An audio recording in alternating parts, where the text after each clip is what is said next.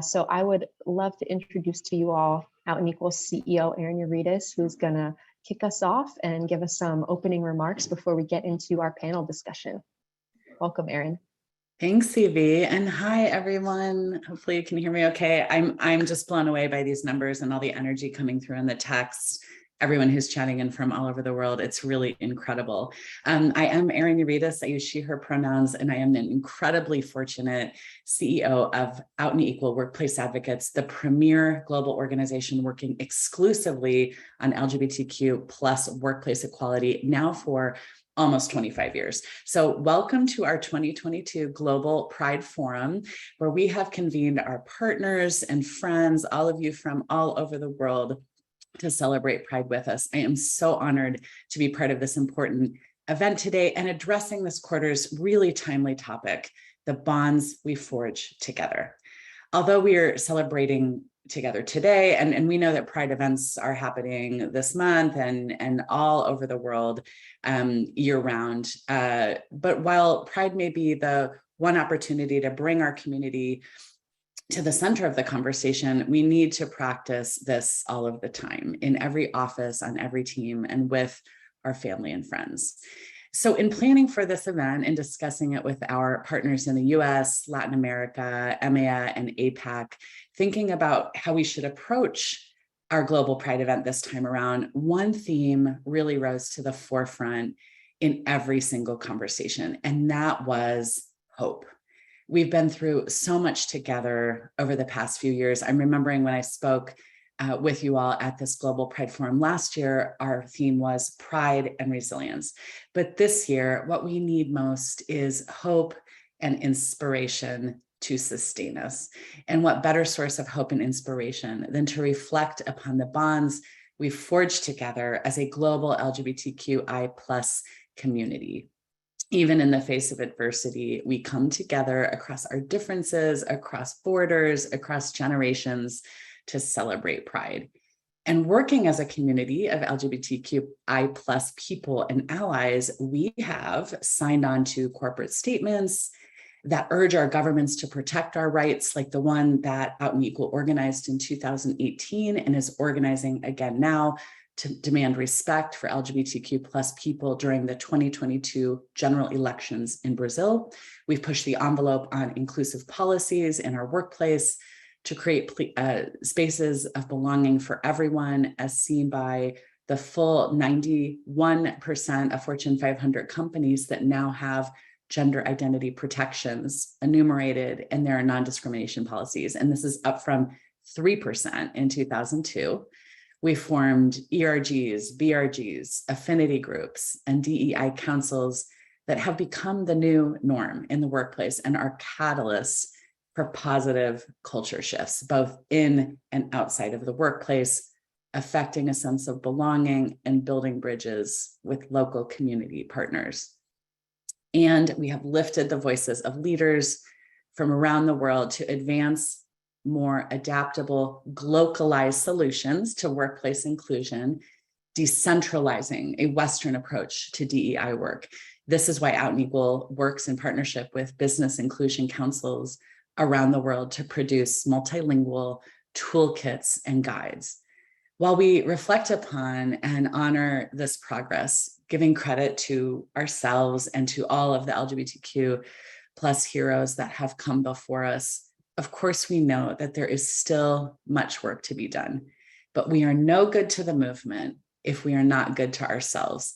So our theme for this year is a reminder that we should celebrate the fact that we are stronger when we work together. In fact, we are unstoppable, which is actually the theme of this year's Workplace Summit. So I invite you all to engage with us for a little bit of fun today, reflection and celebration as we ask 5 questions to 5 LGBTQI plus leaders from around the world. We'll hear from a cross-regional, cross-generational panel on their perspectives on Pride this year, reminding us of the bonds we forge and how unstoppable we are together. So with that, I welcome back my colleague, CV Viverito, to introduce our amazing panel for today. Thank you all for joining us. CV, over to you.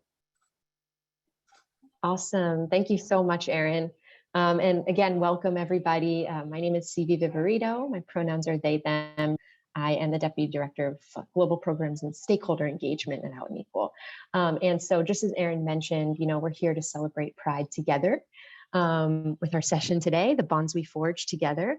And as you know, Out and Equal, if you've been with us before, sometimes we organize regional forums, country-specific forums. Well, today's is a global celebration, and it's also a cross-generational approach to Pride as well, to gain a greater appreciation of what Pride means to both the older and younger generations, everyone in between, as well as folks from all over the world, and how our own experiences, really shape our view of Pride today. And so I'm really, really excited to introduce our wonderful panelists. So in no particular order, we've got Liao Yangfa. Yangfa has over 20 years of experience in various social service organizations, and is now the executive director of Ugachaga in Singapore, which is Singapore's most established community-based professional nonprofit org. We have Michelle Cotter. Michelle is a manager at Revolut, is based in Finland, has worked almost a decade in the tech sector, and recently or previously led the Pride ERG in Dublin at Dell, and is now doing that in her current role, and was just awarded the role of Global Pride Chair of the Pride Guild. We've got TV Kuni Erasmus, who's the director, head of partnerships at the South Africa LGBT Plus Management Forum, South Africa, which organization's main aim is to further LGBTQ plus inclusion in the workplace in South Africa. And they run South Africa's Workplace Equality Index, which is the only one in South Africa. We've got Landon Ritchie, who is a Gender Cool board member from Texas in the US, who is a founding champion of the Gender Cool Project, actually, one of Out and Equal's organizational partners, and attends the University of Houston and is a passionate advocate for transgender rights. And last but definitely not least, Veronica Zavala, who is a consultant and independent director with various companies and orgs in Latin America, is from Peru, has a very decorated career ranging from positions such as various executive positions at the Inter-American Development Bank and the World Bank, and previous to that was the Minister of Transportation and Communications in Peru. So super cool. So as you can see, we've got quite the group here. I'm honored and excited to be chatting with you all today. And as Erin mentioned, what we're going to do today is it's a little bit of a rapid fire format, not too fast, but we wanted to ask 5 questions to 5 incredible leaders from around the world and get the understanding of our range of perspectives and experiences and celebrate ourselves this Pride Month. So with that said, I think I'll get started with the first question, and I'll just kind of go round robin, no real particular order here, and we'll get this going. Sounds good? Awesome. Okay, so to get us started, just kind of a fun question. What is one word this year, 2022, right, that comes to mind when you think of? And I'll go in the order that I see on my screen to start here. So the first person I see is Veronica.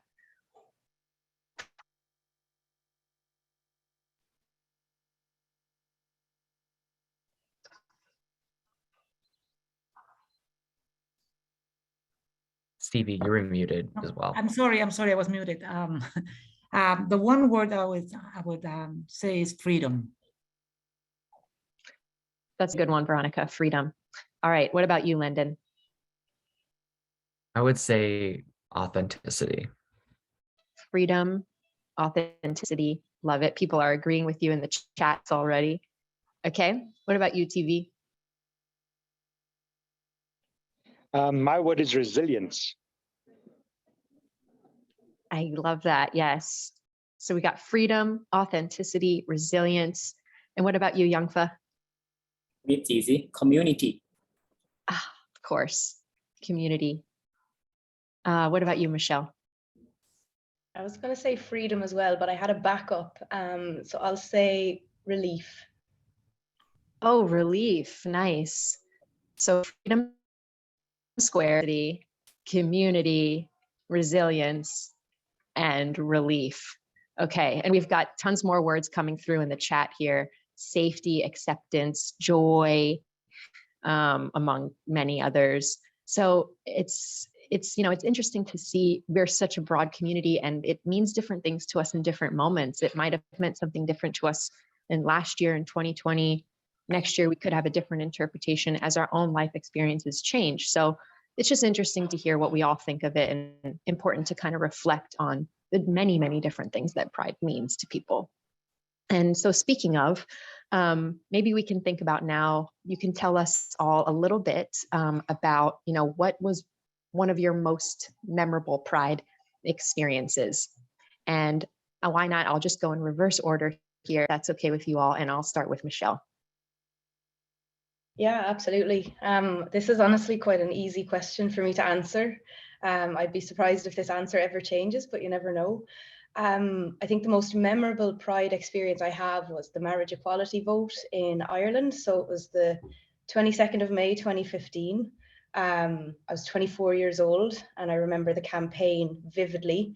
And it's the first country in the world where marriage equality or same-sex marriage was being voted on as a popular vote. They were putting it to the people.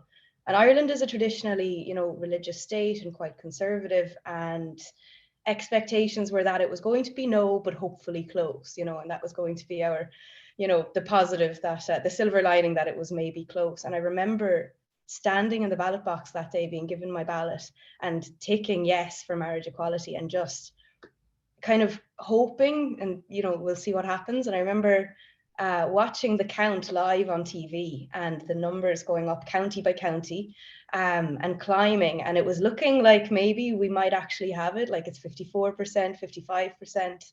And by about 3 p.m, I thought, what the hell am I doing in my small town in Ireland? I want to be where the action is. And myself and two friends threw some t-shirts and pants in the back of the car and hightailed it up to Dublin, to the capital city, and arrived just on time for the big announcement at Dublin Castle that the country said yes. The spontaneous drive up, listening to the radio, the excitement on every station, 62% said yes. And the atmosphere that night was absolutely electric. Our country, stood behind us, allies and all. I mean, it wasn't just a vote within the community. We needed allies in numbers to come out and tick the same box that I did. So that would be one of my most memorable Pride moments for sure. Oh my gosh. Yeah, I also don't know if you're going to beat that one, but that is incredible. I remember watching closely as well. That is a historic and beautiful moment. And thank you so much for sharing with us. Thank you, Michelle. Okay, what about you, Yanka? Wow, that's a tough one to follow. It is. So I'm dialing in from Singapore. Many in the audience would know that we still have criminalization, and yet progress has been made. My most memorable Pride memory or experience would be back in 2009, mid-May, where we had our first ever large-scale LGBTQ plus Pride event called Pink Dot. And of course, we have limited freedom of expression and limited freedom of speech and limited freedom of assembly here in Singapore. So the organizers decided to get as many people as possible together in the same space, dressed in pink, to take a photo and form a pink dot. I still remember talking to organizers leading up to the event. They thought 2, 3, at most 500 people would turn up. On the day itself, 2,000 people turn up. Well, the perspective for everyone, we're a country of 5.5 million people, 2,000 people or 2,500 people turning up for an LGBTQ event in 2009 is a very big deal. So that happened. And of course, that was 13 years ago. Just last weekend, we had our 14th Pink Dot. So it has been running continuously for the past 14 years, since 2009. And yes, there's still criminalization here in Singapore. And yet last weekend, for the first time, we had not one, but 2 parliamentarians attend the event. Again, context here in Singapore, that is a big deal when you have not one, but 2 parliamentarians, elected politicians, openly attend an event to support the LGBTQ community. So incremental steps incremental, tiny baby steps, glacial pace, but still progress. So that's my memory. Oh my gosh, thank you so much for sharing. That's going strong for a long time, and 2 parliamentarians is absolutely awesome. So congratulations, that is incredible. Thank you so much for sharing that experience. Okay, and over to you, DB. Yeah, so I've got quite a cool story to share. My most memorable Pride was in 2017, and I was blessed to have attended that with my now husband. It was his first Pride, so it was quite exciting for him. And it was really an exciting moment because we had just started dating, and it was like the first couples big thing that we did out in open that way in front of the entire community. And as much as South Africans, we've had constitutional protection for LGBT plus people since 1996. And I was 14 at that point in time. And we've had same-sex marriage legislation passed in like 2006 when I was like 24. It was still considered a big deal because we had no idea what the future was going to hold for us. And that was a huge moment because there we were, like, boyfriends back then holding hands, going through this Pride March, and all of our friends were around us, and some were dressed in drag and some were in leather, and we had this really colorful group of every kind of shape and size and pronoun you could think of in our group that year. And it was just fantastic. I felt superhuman just walking proudly through the streets of Johannesburg with my now husband and our best bunch of people. And we just had the most fantastic day. And, following on from that, I got to marry him, and we've been married going on 3 years now. So it's been fantastic. Oh my gosh, what a beautiful story. Congratulations to you both. That is really exciting. Thank you. I love hearing all of your stories. This is what Pride is all about. Thank you to everyone for sharing. Okay, Landon, what about you? Your most memorable Pride experience? Yeah, I think my most memorable Pride experience was my first one 7 years ago, just after the legalization of same-sex marriage here in the United States, and really seeing the most beautiful and vibrant display of people flourishing as their true selves. I had only come out less than a year before going to my first Pride with my family, and being in such a welcoming and unapologetic environment really helped me open my eyes to the sheer beauty of queerness, and that as a 12-year-old, my future was not only a possibility for me, but that it would be celebrated. So the first Pride that I ever went to will probably be my most memorable one. Yeah, that sounds like a great Pride. It's also super cool that you got to go as a young person and see that. Really awesome. Okay, Veronica, what about you? Thank you. The one I will remember the most probably is the first one Pride Parade in the US, in Washington, DC. I am Peruvian. I was born in the 60s in a small town south of Peru. And I moved to the US and I went to this parade. And I couldn't believe that there were like corporations, politicians, even churches luring our community. And I was there. I couldn't believe it. I was like a kid in Disneyland. I couldn't believe how mainstream it was in that area. And I went there with my partner at the time, my wife now. We could hold hands in the street all the time. That was something that you in Peru would not do at the time. And it was that feeling of belonging, of freedom, of not being something that the society doesn't like, but on the contrary, something you are someone that the society embraces, celebrates from different areas, not just we as a community, but in a much broader way. And for me, that was very, it was very touching for me to see that at the moment. Yeah, that's incredible. That's a really great story as well. So we have two stories that start with going to Pride as a partner and ending up being the person you married, which is also kind of a coincidence and very cool. So thank you all for sharing. I love hearing all the different Pride experiences and getting to celebrate those experiences with you. Now thinking back, so we just thought about our most memorable Pride, right? For some of us, it was our first Pride. For almost all of us, maybe. So thinking back to the first Pride to now and what has changed, I'm curious to know, like, you know, what learnings do you carry with you and practice now and will continue to practice in the future? So let's start this time with you, Young. I'd love to hear. Sure. I mean, earlier I shared my experience, my first Pride in Singapore, but personally, my first Pride event ever was in London in the 90s. And being a kind of a law-abiding Singaporean, I just found it so thrilling and almost unimaginable to be marching on the streets of central London. So that for me, it's a memory I always carry with me as well as my first Pride outside of Singapore. And of course, what kind of really reminds me of the importance of the connection with safety as well, not just personal safety, visibility, marching out on the street in a different country, and yet safety back home, not just for myself, but for all the other people in our communities that we need to look after and look out for as well.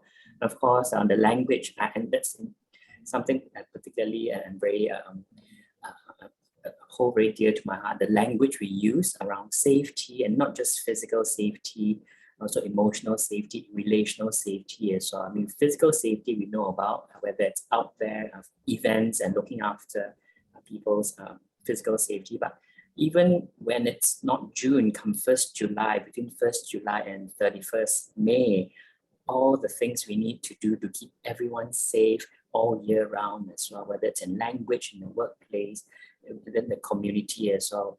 That 1 month in the year is just an opportunity to highlight it, but it just needs to stay all year round as well.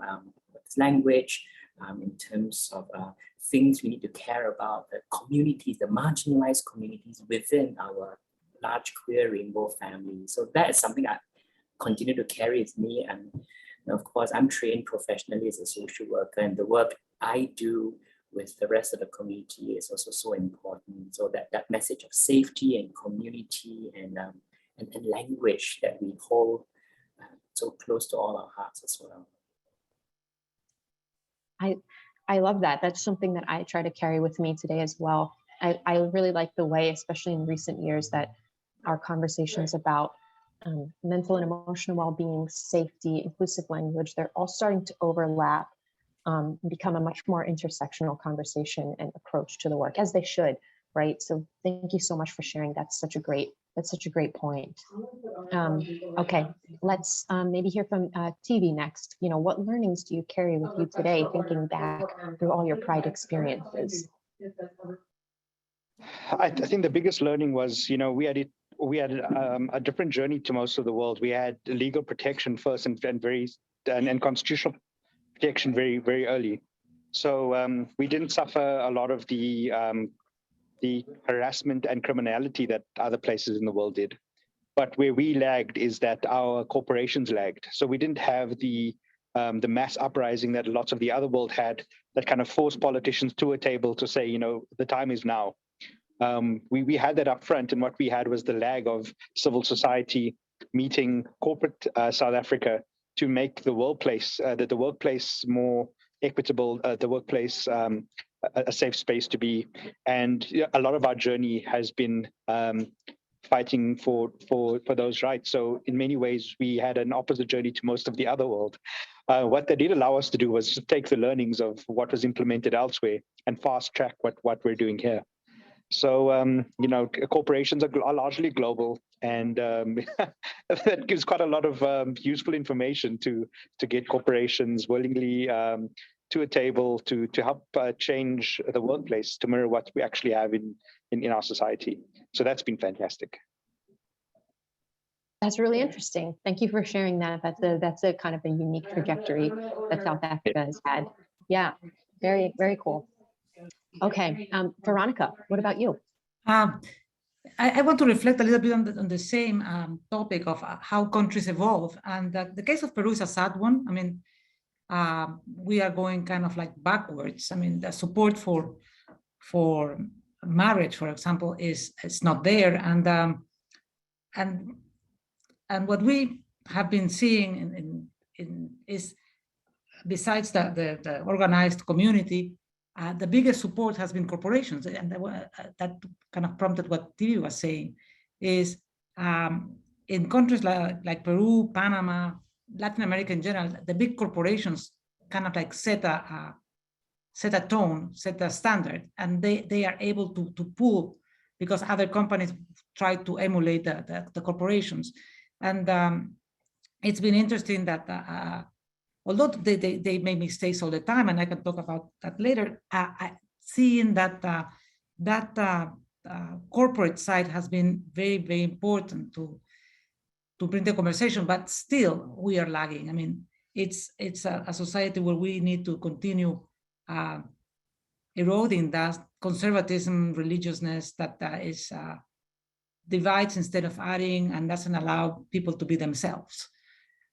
So I haven't seen that much progress as compared to other countries. I think we are kind of like the slowest in moving forward in South America, and but we're resilient. We're there, and younger generation is really pushing the agenda.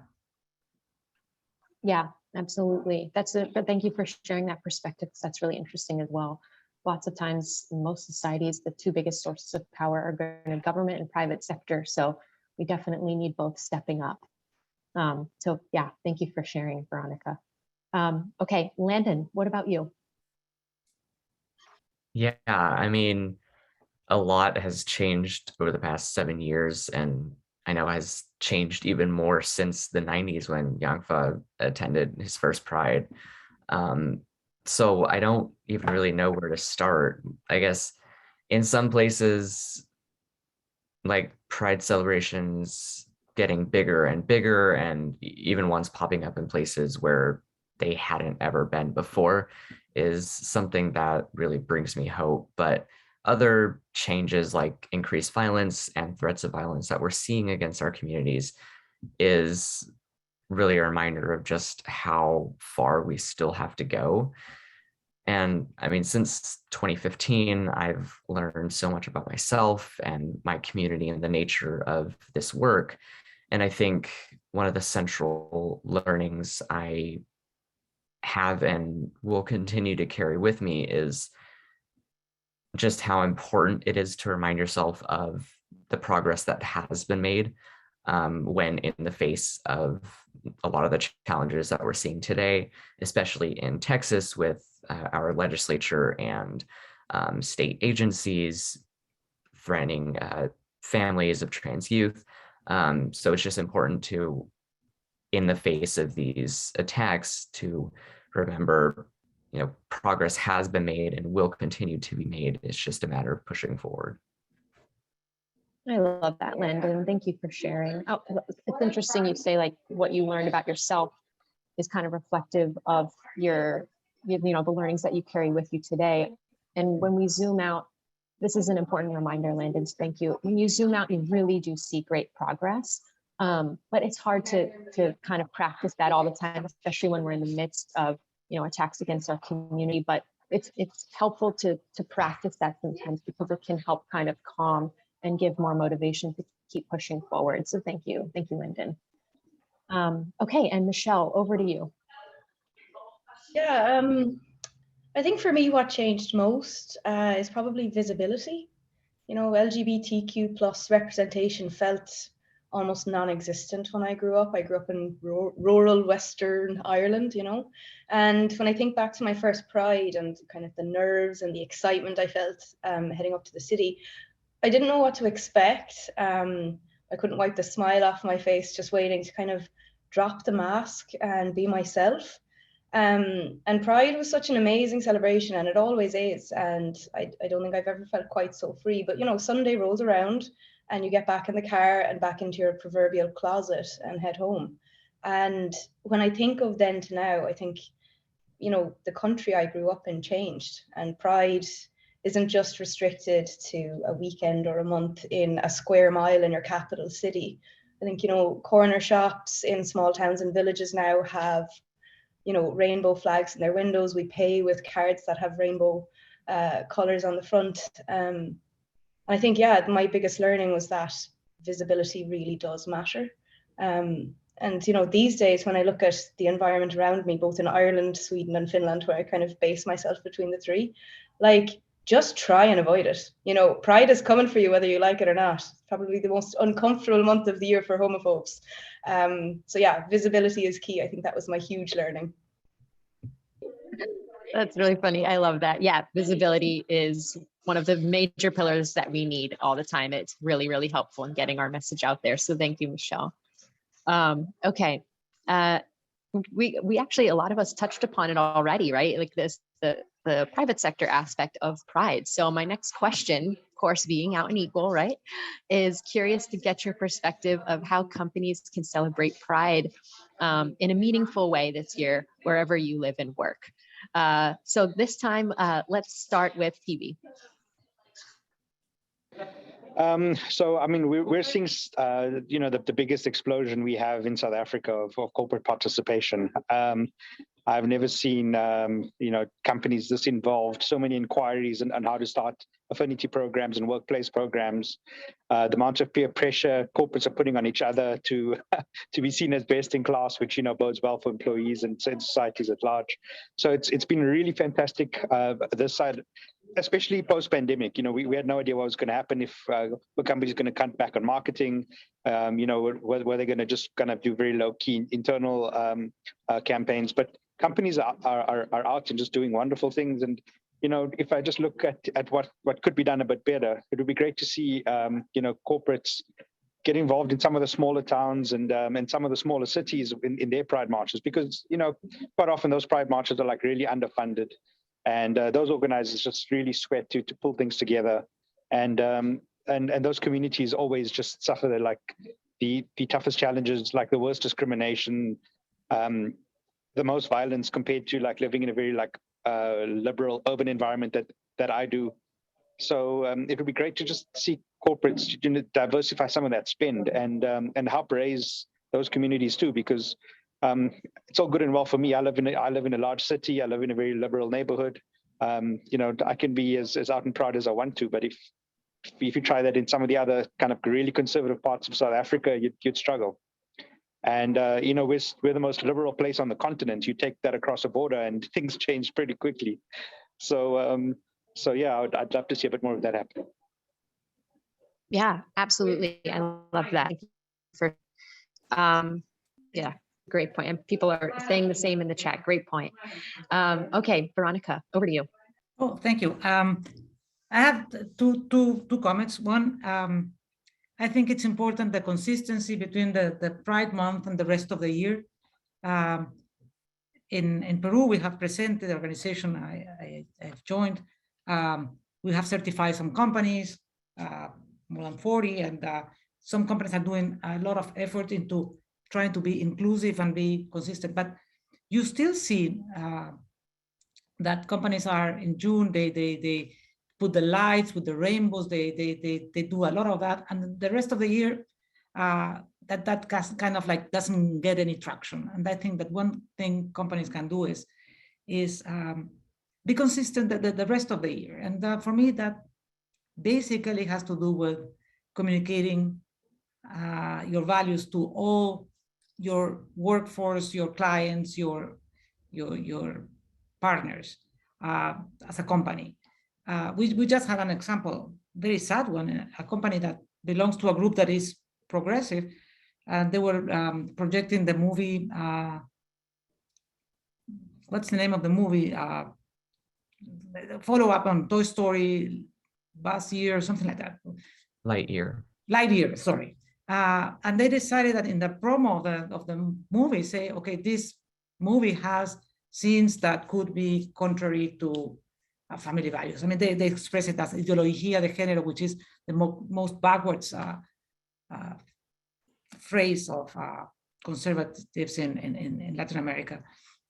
And it was a shock for all of us. And the reaction of the company was, I mean, immediately they changed it and they did an apology. But I think that has to do with the fact that we need companies to really educate their people, so that it's not just at the top, or not just saying like, okay, we like diversity, we accept it, we embrace it, or whatever verb they want. It's living it as a corporation 365 days a year. And my second comment regarding this is, it's corporations, they are much better if we are out. I mean, having lived in politics in Peru in the early 2000s, I mean, I wasn't closeted, but I wasn't talking about it, or I wasn't welcomed. I mean, my boss, of course, and the president knew about it, and all my colleagues. But the difference in the capacity that I have to work and be really productive for the well-being of the mission of the company, it was, I would say, a 50% difference, if not more, really, because you don't have to be all the time thinking about how will this be perceived. I mean, you can really be yourself, and when you are yourself, you really have an energy that is completely different. And so another thought about it for companies is like, it's good for you. It's good for companies. It's not just for us. I mean, it's not only the smart thing, the good thing, and the smart thing to do both, and synergetically so. Yes, absolutely. Thank you, Veronica. And, you know, Yangfa in the chat saying similarly, same thing happened in Singapore with Lightyear. And folks are agreeing strongly in the chat that Pride is a year-round thing, and it helps the company and it helps us, right? So that's another important reminder that it's important to have days and months that we can take time to celebrate, but at the same time, it's still a year-round effort, right? So thank you for sharing. Okay. Let's go over to you, Michelle. Yeah, I decided to keep this one very simple. Just do things. Like, I know it sounds like a very obvious thing to do, but how can companies celebrate Pride in a meaningful way? I think the focus should be less around appearing as an inclusive company and instead acting in an inclusive way for your employees and your customers. And I think, you know, to paraphrase Richard Branson, if you take care of your employees, they'll take care of their clients. In my opinion, if you have a genuine culture of diversity and inclusion, that naturally spills out, you know. I don't think you need to shout about something you're doing well, nor should that really be the focus.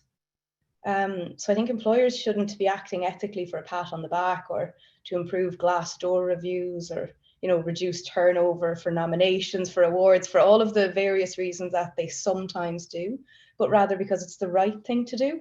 So I think do stuff, you know, review your HR policies, ensure there's training taking place at all levels, and that's really important, all levels, anti-bias training, that type of thing. And I think create opportunities internally where your employees can engage with one another and build a sense of community. You know, so many of us are working remotely, and you can start and never meet somebody and leave and start a new company, and you never met anybody in person from your last one. So I think doing things that offer people the opportunity to engage, build a sense of community and feel part of a team. And I think that's really important, not just within the segment of this conversation around LGBTQ plus inclusion, but in a broader, more meaningful way. Just do stuff. That's awesome, Michelle. If the chat were a room of people, it would have been like a standing ovation. So I think people really resonated with that. That is awesome. Yeah, it's very true.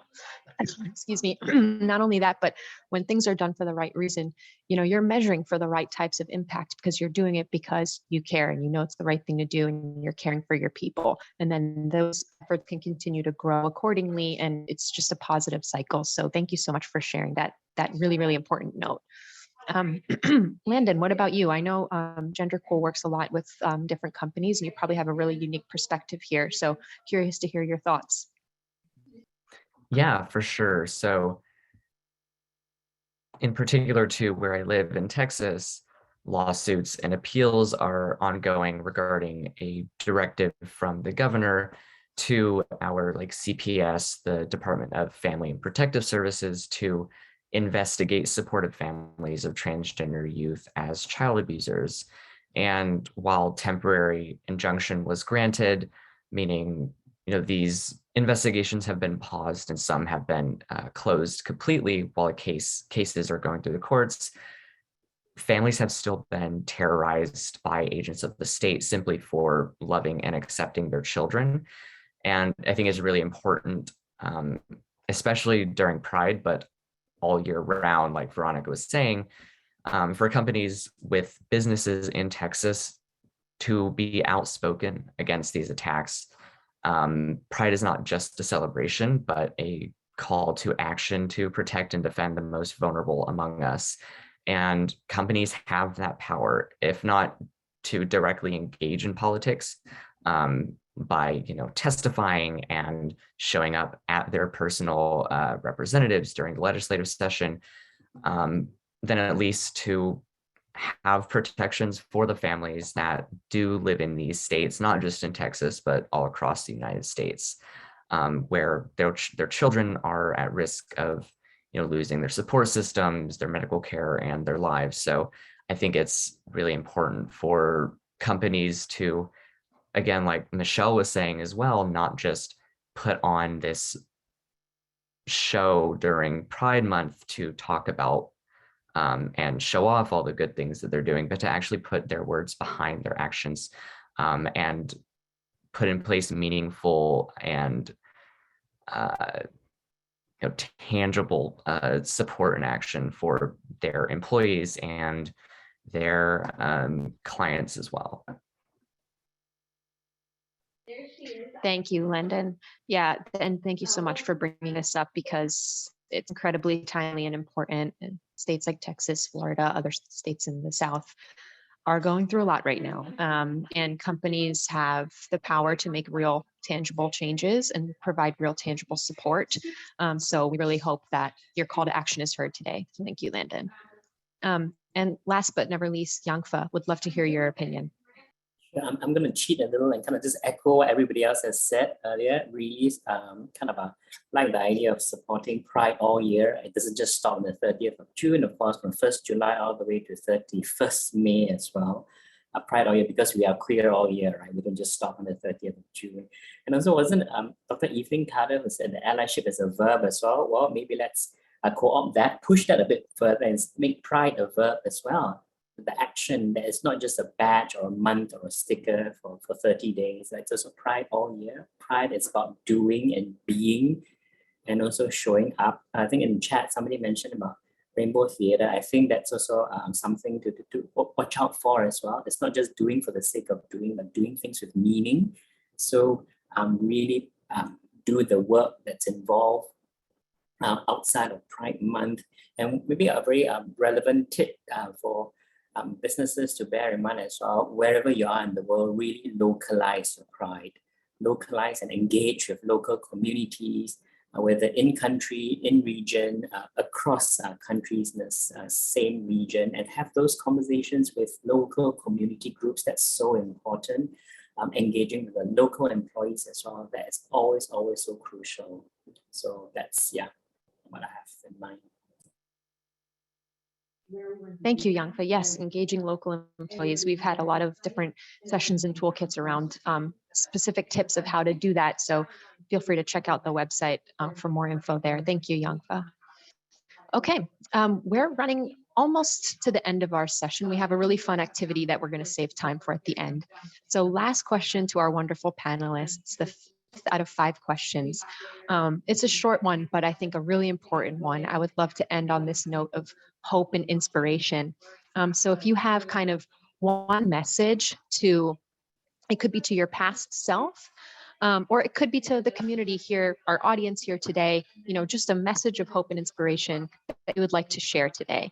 That would be really wonderful to hear and to kind of close out with. So Landon, can we start with you?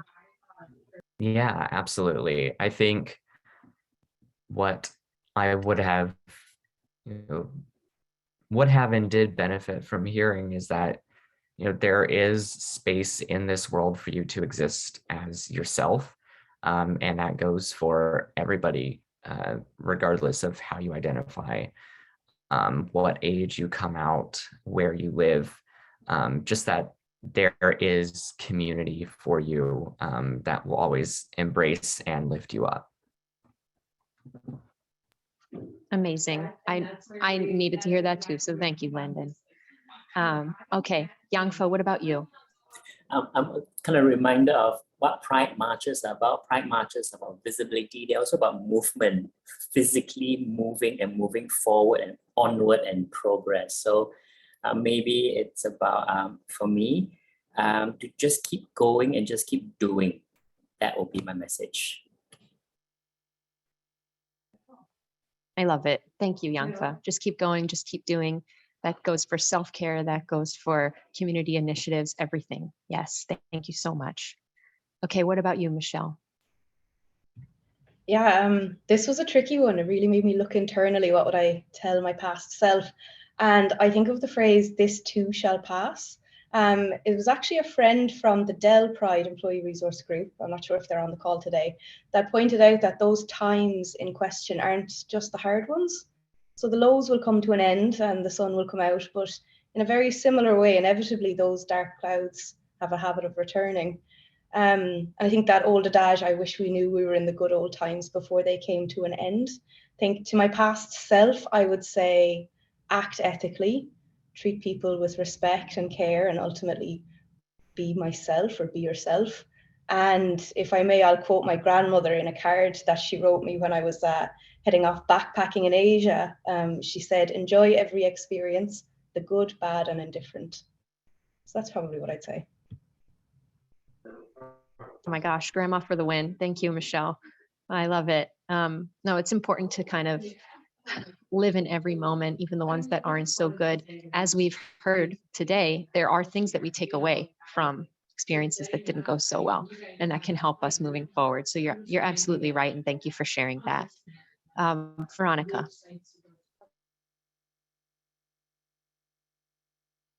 I think you might be on mute, Veronica. I was going to go in the direction of Michelle. I mean, saying it gets better. Change is possible, change happens. And I think in the case of, of Peru and other countries that still, we don't even have like civil unions and people oppose them and I think that just be there, be visible, show that we are just people that are exactly the same, with good moods, bad moods, creative, not so creative. We pay taxes, some of others may not pay all their taxes. I mean, we are exactly the same and deserve the same, and that will prevail at the end. So resilience, patience, be visible, don't apologize, it gets better. Resilience, patience, it gets better. I love that. Thank you, Veronica. We all needed to hear that. Okay, and TV, on to you. My message is, do not live a life in fear. You know, fear is one of those things that just kind of cripples imagination and cripples wanting to go out and make a stand and take on the status quo and change things. And you know, just do not live a life in fear and live your best life in between those moments, because you still are a vibrant person every day. You still want to have a full life and live a full life and have an amazing career and love and family and compassion and joy. And while you're fighting, you know, just also love and live. And we will get to true social equity, but it will be a hard journey. Enjoy the bumps and then high five yourself on the progress that we make, and just always never stop living your best life. I love it. Thank you. We will get there, and the quickest and most sustainable way to get there is together, which is what this kind of forum has all been about. We can rely on each other when we need help, when we need a break, when we need support, when we need new ideas. It's important to stay connected. So yeah, thank you so much, all of you. It has been an honor and a pleasure to be able to learn from you all and to hear your perspectives. I really greatly value all of your perspectives. Oh, Landon, I see your hand is raised. Yes, I don't think Yangfa has gone yet. Oh my gosh, I'm so sorry. I'm blown away by all of the the things that you have to say, and I'm also trying to count 5 times. So Yangfa, my deepest apologies. Please go ahead. I have actually. I have gone. Oh, you have? Okay. I think I have. Yeah. Never mind then. No, it's good. Landon, I'm glad you said something. Landon, you just can in go case. again. No, it's good to note just in case I had messed that up. I'm glad I didn't. Okay, awesome. Well, thank you for all of your wise words and advice and kind of just words of hope and inspiration. We really appreciate it. Before we close, we have time for a really fun activity that we want all of you to join in with us if you're able. And for that activity, I'm actually going to turn it over to my wonderful colleague, Dina Fidas, who's going to walk us through it. Hi, good morning, good afternoon, good evening. I am so honored to have all of you here with us. I'm Dina Fidas. I'm our Managing Director and Chief Program and Partnerships Officer, and my pronouns are she and her. On a slightly personal note, I'm on the other side of this little thing called COVID. And I will say that this panel is the solve that my body and spirit really needed. So on a deeply personal note, thank you all so much. So I'm quite excited about this because this is where we get to make the magic of this moment last. We are asking you if you have your smartphone ready, or you can do it online if you're at a laptop, to go to menti.com, www.menti.com. You can use the QR code on the screen. And then once you are there, you can enter this code for this quick activity.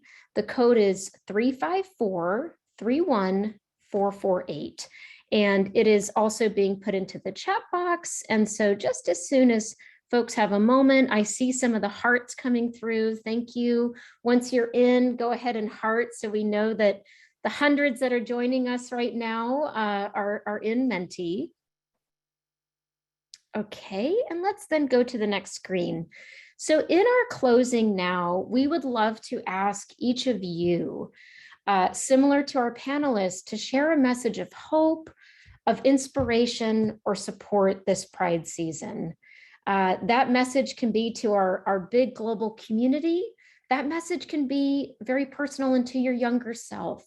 That message can be to a friend or colleague who you think might need to hear it, but you haven't yet found the words to do it. Oh, these are so beautiful. I'm going to read these aloud as they come in. They're truly beautiful. This one just brought a small tear. I don't know you, but I love you.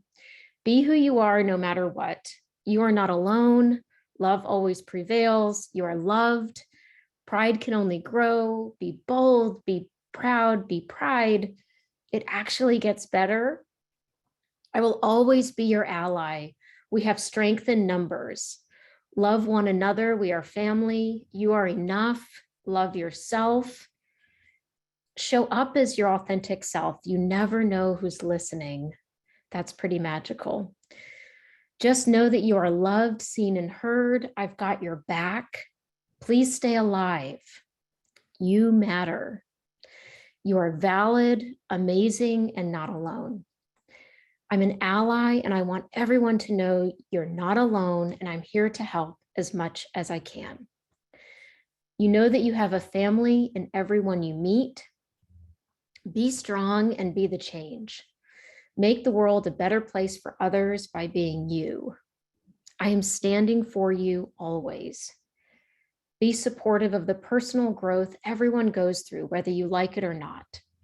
Pride has to include all of us. You matter. There are more people supporting you than you'll ever know. Just be authentic. It's not worth waiting. I'll hold your hand. Let's go through it together. Live life forward. You are stronger than you think. Be the love in the room. Learn to love yourself. Learn to trust yourself. Learn to appreciate yourself. You are important. You are not alone. Feel what you are, and the world will appreciate it. Progress isn't always comfortable, but it's necessary and it's happening. We just have to keep pushing. Love all. Life turns out exactly how it is supposed to. Just trust it. Keep the faith, it will get better. We are family. For all marginalized people, stay strong and don't apologize for who you are. Love is love is love. Live the life you want to live. You only get one.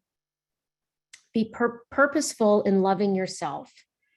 Don't hide, shine. You'll meet the right people. Be you. You are amazing. Keep being your fabulous self. You will find the people who appreciate you. Be happy, be yourself. You can and will succeed. Fear and hate will never win. We will persevere as we have throughout history. Be true to your heart in everything. Enjoy the journey. Baby steps are still steps forward. You matter. You are beautiful. Any progress is a step in the right direction. Please remember that we are all in this together. Be brave. Keep moving forward. You matter. Keep sharing your stories. They may have more impact than you could dream. We may have a long way to go, but we'll never give up. I find strength and encouragement in our community. These are going to keep coming in. And at the same time, I'm going to be mindful of our time today, which is that we're supposed to wind down. I'll read one last one, which is love conquers hate always. It has been an absolute honor to read even some of these messages and to close us out. And one of the most magical things for me being on staff here at Out and Equal is there are not a lot of business forums where we see the word love again and again and again. And that is the magic of the space that you each create and hold for each other. And when we think about the essence of hope and inspiration, for me, we think about what's the opposite of that? It's feeling alone and it's not having a vision for a way forward. And what each of you has done is provide community.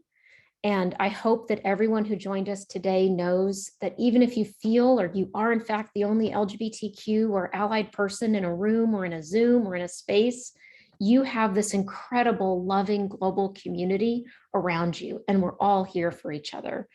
And each of you has provided extraordinary clarity of vision of what it means to lean into our happiness and to hold on to hope until it becomes our reality. So really, from the depth of my heart, thank you all so much.